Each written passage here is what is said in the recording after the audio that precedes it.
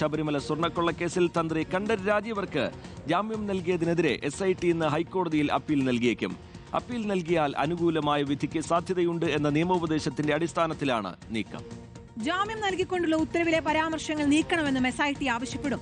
തന്ത്രിക്കെതിരെ ഒരു തെളിവും ഹാജരാക്കാൻ SITക്ക് കഴിഞ്ഞിട്ടില്ല എന്നായിരുന്നു കൊല്ലം വിജിലൻസ് കോടതിയുടെ നിരീക്ഷണം.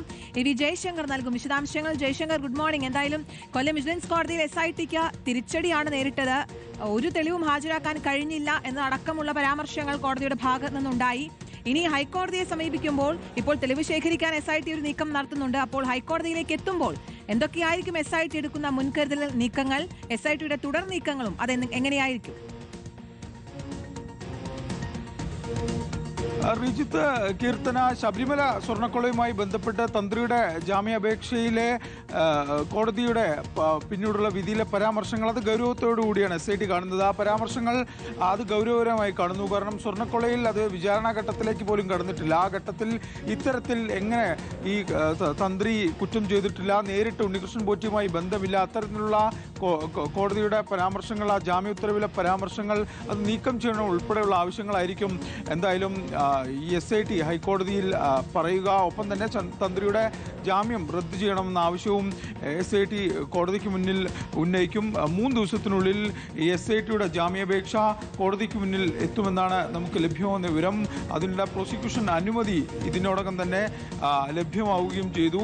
രാഷ്ട്രീയപരമായി UDFും ഒപ്പം തന്നെ BJPയും തന്ത്രിക്ക് അനുകൂലമായൊരു നിലപാടാണ് നിലവിൽ സ്വീകരിച്ചു വരുന്നത്. കാരണം തന്ത്രിയെ രാഷ്ട്രീയപരമായി കുടുക്കിയതാണ്, ഇല്ലെങ്കിൽ തന്ത്രിയെ ഇരയാക്കിയെന്നൊരു നിലപാടിലാണ് ഇരു മുന്നണികളും ഉള്ളത്.